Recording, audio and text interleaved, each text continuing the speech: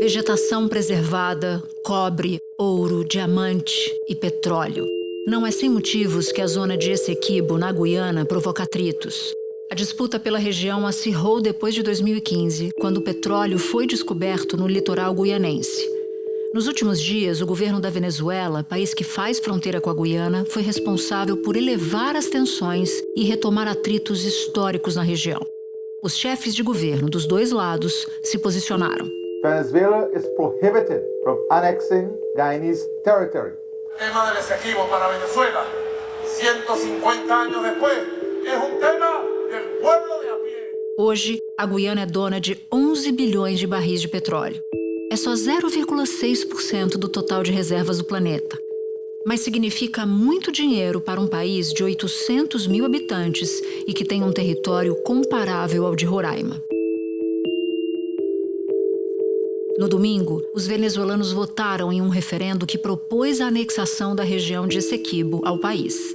Apesar do baixo comparecimento, mais de 95% dos eleitores votaram a favor dessa tomada de território, o que só aumentou a preocupação de países vizinhos, como o Brasil. Eu acho que só tem uma coisa que o mundo não está precisando.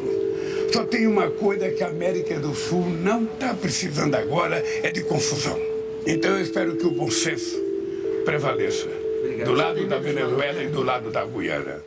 Agora, a política externa brasileira pode ter, diante de si, um dos seus maiores desafios em muito tempo, como explicaram os professores Daniel Souza e Guilherme Casarões em episódio recente aqui no assunto.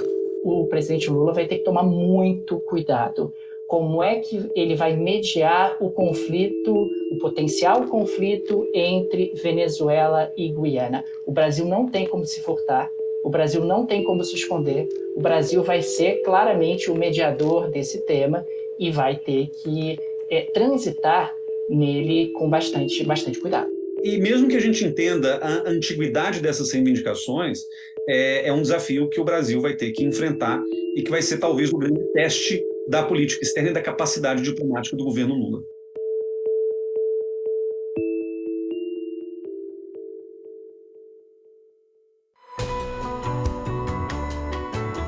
Da redação do G1, eu sou Natuzaneri e o assunto hoje é a disputa entre Venezuela e Guiana e a ameaça à liderança do Brasil. O que a tensão no norte da América do Sul significa para toda a região, que papel o Brasil deve cumprir como mediador das duas partes e qual o impacto dos recentes atritos para as populações venezuelana e guianense. Neste episódio, eu converso com Oliver Stunkel, professor de Relações Internacionais da FGV.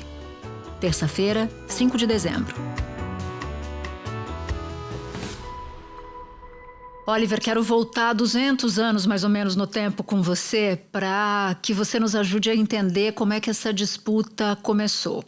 Então, do lado venezuelano, houve, acima de tudo, uma colonização espanhola e na região que hoje é a Guiana, inicialmente uma colonização holandesa. A Venezuela tornou-se independente em 1811 e 3 anos depois teve um tratado anglo-holandês que garantiu ao Reino Unido a posse sobre terras que pertenciam à Holanda. Isso inclui também terras à margem ocidental do rio Essequibo. A Venezuela, desde a sua independência, considerava já que, na verdade, o seu território se estende até o rio Essequibo. Em 1814, a Holanda cedeu formalmente aos britânicos o controle da área que viria a ser a Guiana Inglesa. Mas o acordo não definia a fronteira ocidental, ou seja, a fronteira com a Venezuela. Em 1841, a Venezuela denunciou que o Império Britânico tinha invadido seu território, ao estabelecer que Essequibo pertencia à então colônia, Guiana. Em 1899, uma arbitragem internacional em Paris deu uma decisão favorável ao Império Britânico. A interpretação da Guiana, que torna-se independente em 1966, é outra. Esse caso já foi para um juiz internacional, aí uma comissão foi estabelecida no final do século XIX e deu razão ao Reino Unido.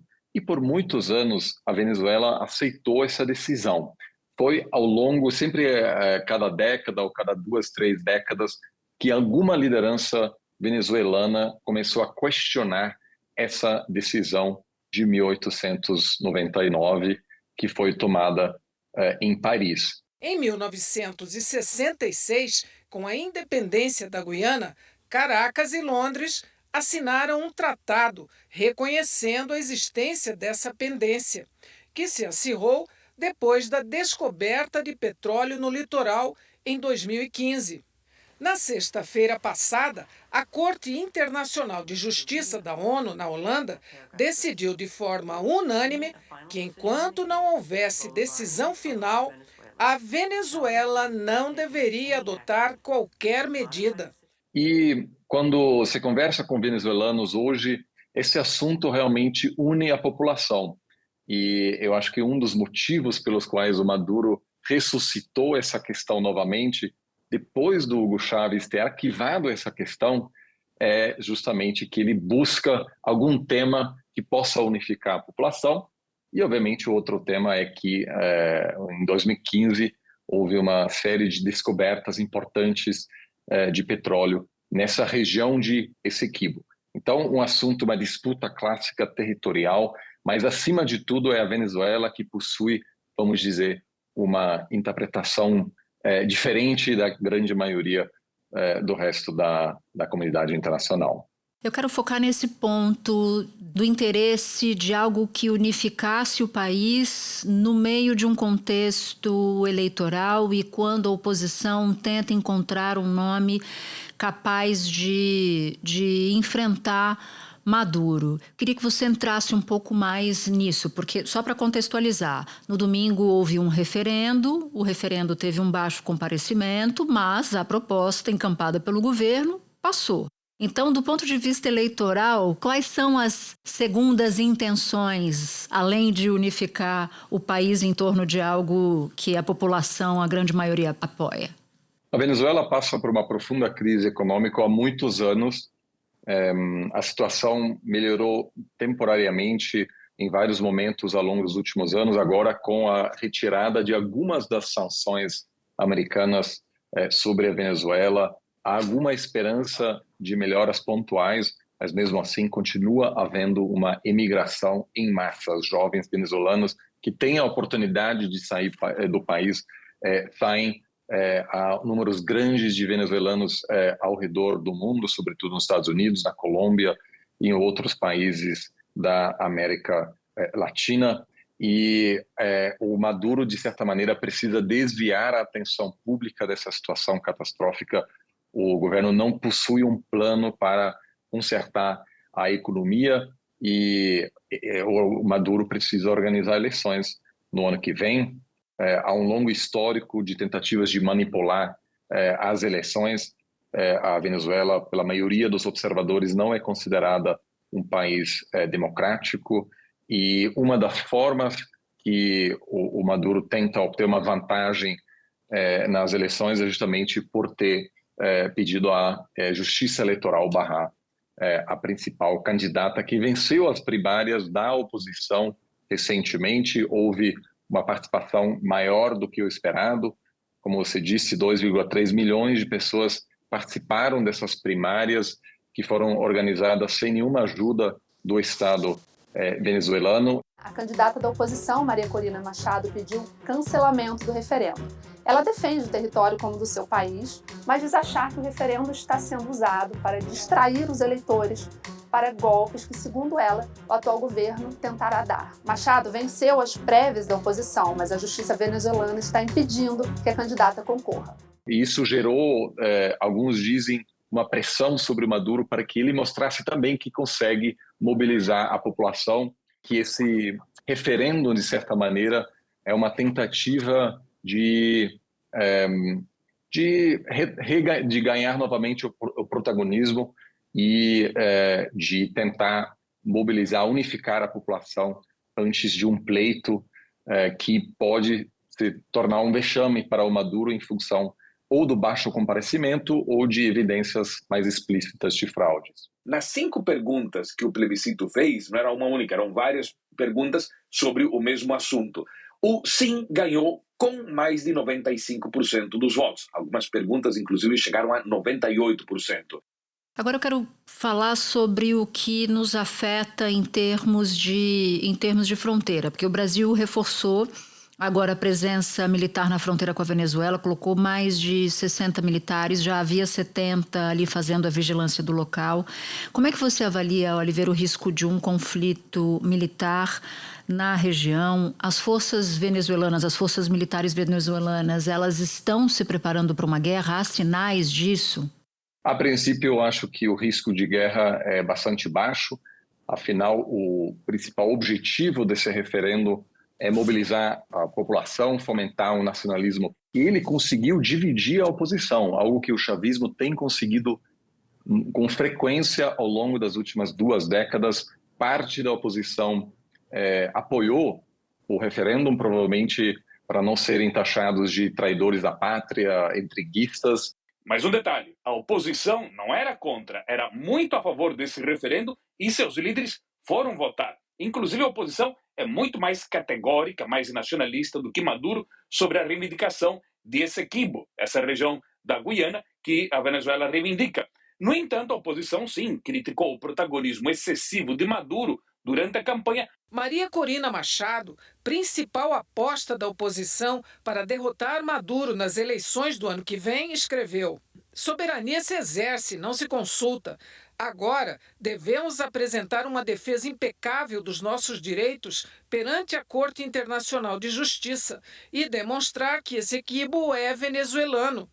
Então ele conseguiu, de certa maneira, pautar a agenda do debate público na Venezuela. Vários dos meus contatos que fazem parte da oposição venezuelana apoiaram o referendo, porque realmente acham que a Venezuela deve anexar o Essequibo.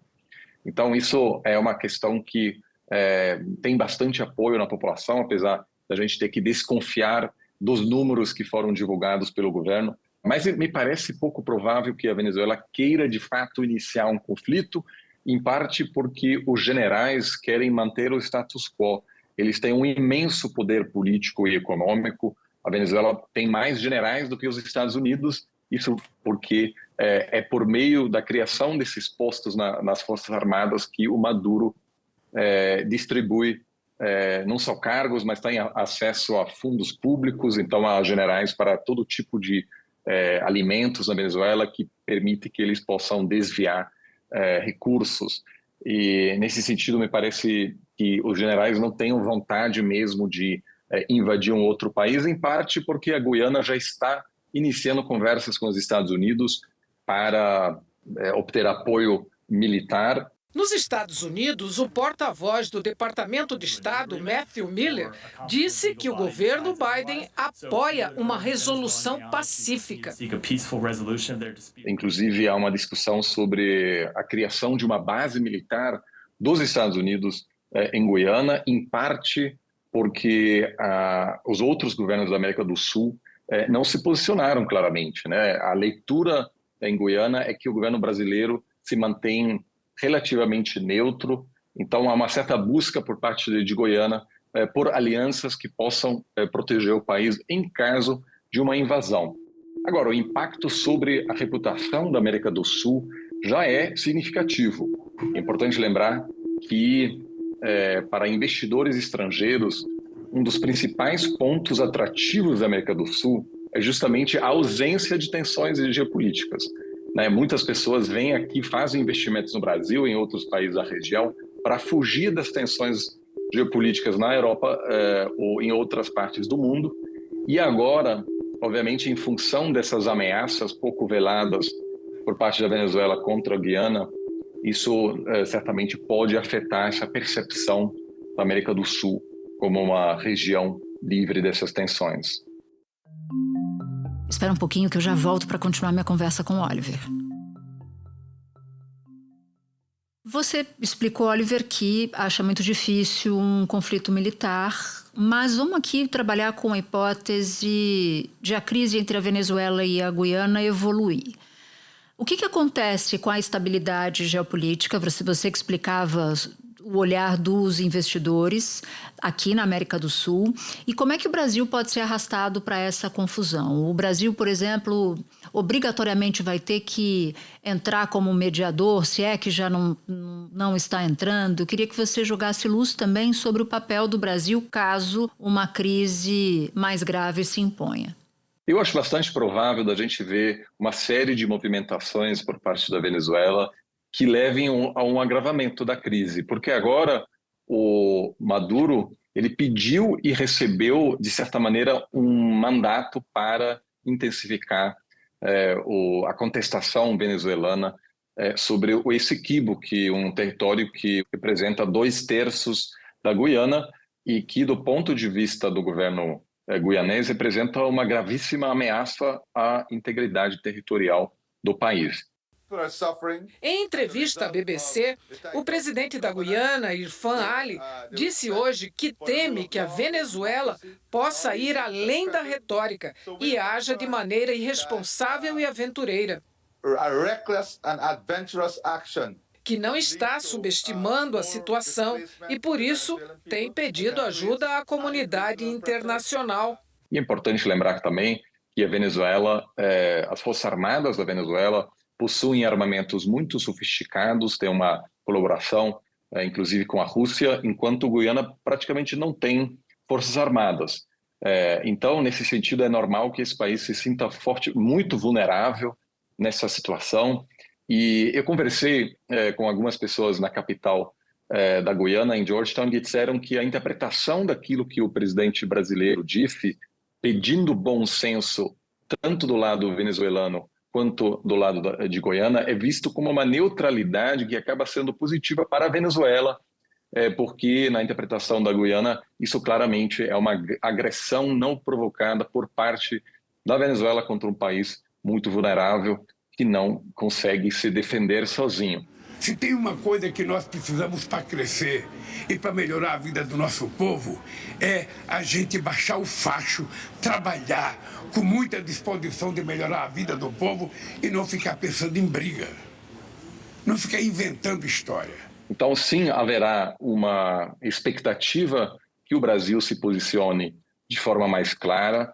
Isso, de certa forma, gera um dilema para o presidente brasileiro, que em maio recebeu o Maduro para restabelecer relações diplomáticas. Isso, em geral, foi visto como algo positivo. É necessário ter um diálogo funcional com um país vizinho, mas ele foi muito além. Ele defendeu ativamente o Maduro, falou da legitimidade democrática do autocrata venezuelano e, nesse sentido, posicionou o Brasil como principal aliado da Venezuela. Então, a comunidade internacional, agora, vendo o Brasil, certamente tem uma expectativa que o Brasil possa acalmar a situação, possa convencer o Maduro de que deve parar com essa retórica agressiva contra a Guiana.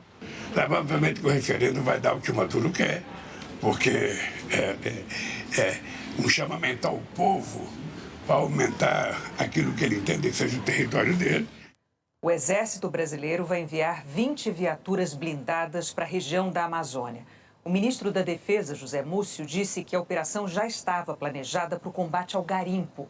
Mas os blindados poderão ser usados na segurança da fronteira com a Venezuela. Segundo o ministro, os equipamentos vão ficar no quartel de Boa Vista.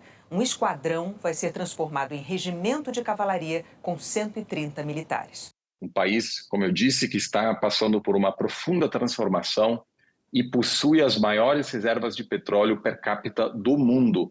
Tem o potencial de se tornar um dos países mais ricos do mundo e está recebendo muitos investimentos ao redor do mundo, então um país que recebe bastante atenção. Então, me parece que há uma incapacidade brasileira em convencer o Maduro de se acalmar, de parar com essa retórica, também pode levar a questionamento sobre a capacidade brasileira de fazer contribuições em outros conflitos lá fora. Agora, esse conflito ele faz parte de um grande problema da política externa brasileira há muito tempo, que é a incapacidade de controlar a Venezuela, que não depende economicamente nem politicamente do Brasil. A situação é muito diferente na Bolívia, ou no Paraguai, por exemplo, porque esses países dependem economicamente do Brasil.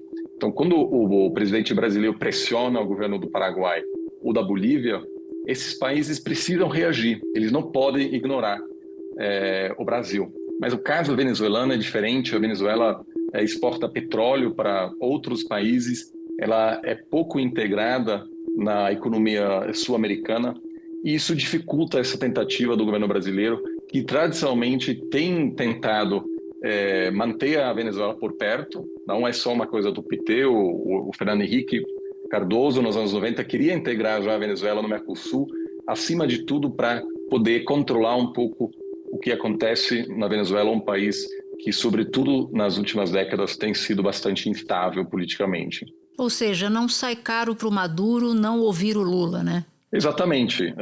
E para outros parceiros, só podemos especular, mas é evidente que uma crise geopolítica na América do Sul pode ser vista como positiva por parte da Rússia, por exemplo, porque de alguma maneira isso em algum momento vai envolver também os Estados Unidos, mas os Estados Unidos têm outros problemas, né? Há uma escassez, de certa maneira, de armamentos, de equipamento militar que está sendo distribuído entre a Ucrânia, Israel e também os seus aliados na Ásia. Então, mais um país que requer atenção não é exatamente o que o Biden, presidente dos Estados Unidos, quer nesse momento.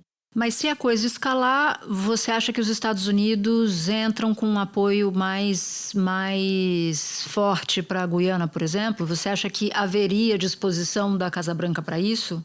Então, eu conversei com alguns diplomatas americanos, estive em Washington na semana passada. Há uma sensação, vamos torcer para que isso não aconteça, e me parece o cenário mais provável é, de repente, enviar um contingente pequeno de dissuasão, acima de tudo, e sinalizar que qualquer ameaça mais concreta contra a Guiana leva à reimposição de todas as sanções por parte dos Estados Unidos contra a Venezuela. Houve um acordo entre o governo de Nicolás Maduro e uma coligação da oposição, que é apoiada pelos americanos, se soltar também americanos que estão presos por lá. Os Estados Unidos anunciaram uma licença de 6 meses para que a Venezuela produza e venda petróleo livremente. E também que a estatal mineradora de ouro possa fazer negócios internacionais. Mas o Departamento do Tesouro americano avisou que está preparado para revogar essas sanções se Maduro não se comportar. O Biden, na verdade, está tentando minimizar as sanções porque enfrenta eleições no ano que vem e um dos principais problemas é a imigração. E há um entendimento nos Estados Unidos de que essas sanções amplas dos Estados Unidos contra a Venezuela agravam a imigração venezuelana aos Estados Unidos. Então, na verdade, essa estratégia americana de retirar as sanções de olho nas eleições americanas do ano que vem pode ser revertida se houver um entendimento de que o Maduro está indo longe demais. Mas, por enquanto, a interpretação dominante em Washington é que o Maduro está apenas blefando para ou obter uma vantagem nas eleições ou de até dizer, em função dessa tensão geopolítica que nós estamos enfrentando, eu vou declarar o estado de emergência e adiar as eleições venezuelanas. Afinal, o Maduro quer fazer de tudo para evitar eleições justas e livres.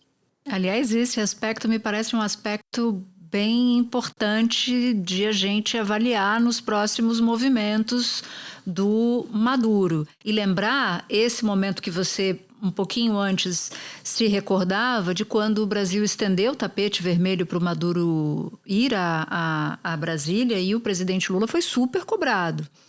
E ele chegou a responder que, numa entrevista lá no Itamaraty, que o ex-ministro, ex-chanceler Celso Amorim havia ido para a Venezuela, conversado com pessoas lá e que ele tinha certeza que as eleições seriam eleições, que haveria eleições, né? E que as eleições correriam normalmente. Se essa hipótese acontecer, que você levanta aqui, o Brasil também fica numa posição bem complicada, porque bancou a Venezuela quando muitos tinham dúvida, né? Sim, eu acho que o cenário de eleições livres, realmente competitivas, é um cenário pouquíssimo provável. Sim. Afinal, a justiça eleitoral venezuelana, que está totalmente alinhada com o presidente Maduro, decidiu barrar a principal candidata da oposição. Ou seja, então, das 3 opções, 2 são claramente ruins para o Brasil. Estou falando de 3 opções aqui. A primeira é não haver nada, não haver escalada e tudo continuar como está, apesar do referendo aprovado. 2, uma escalada que acabe culminando com a invasão da Guiana, e aí o Brasil tem a sua posição de líder questionada, ou seja, queima o filme do Brasil e das suas pretensões.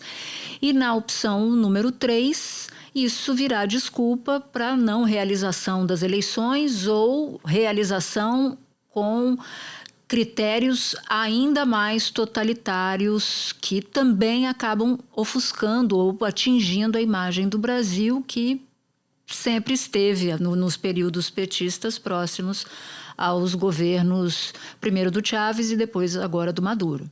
Sim, eu concordo. E, na verdade, a crise já produziu algo negativo para o Brasil. Um dos objetivos da política externa brasileira é minimizar a presença militar de atores extra-regionais. Isso quer dizer que o Brasil, a princípio, é cético em relação a bases americanas, por exemplo. Agora, com essa situação da Guiana, é muito provável que a Guiana fará de tudo para convidar os Estados Unidos a estabelecer pelo menos uma base pequena. E isso é o resultado da percepção em Guiana que o Brasil não estará pronto para defender a Guiana, custa que custar. Então, de certa maneira, esse pedido por ajuda por parte da Guiana dos Estados Unidos já é um sinal dessa liderança regional brasileira que está sendo questionada por um país vizinho. Oliver, como sempre, espetacular ter você aqui no assunto. Obrigada por ter topado, por ter achado um tempinho para conversar com a gente. Bom trabalho. Muito obrigado pelo convite. Este foi o Assunto, podcast diário disponível no G1, no Globoplay, no YouTube ou na sua plataforma de áudio preferida. Comigo na equipe do Assunto estão Mônica Mariotti, Amanda Polato, Lorena Lara, Luiz Felipe Silva, Gabriel de Campos, Thiago Kazuroski e Felipe Neri. Neste episódio colaborou também Ellen Menezes. Eu sou Natuzaneri e fico por aqui. Até o próximo assunto.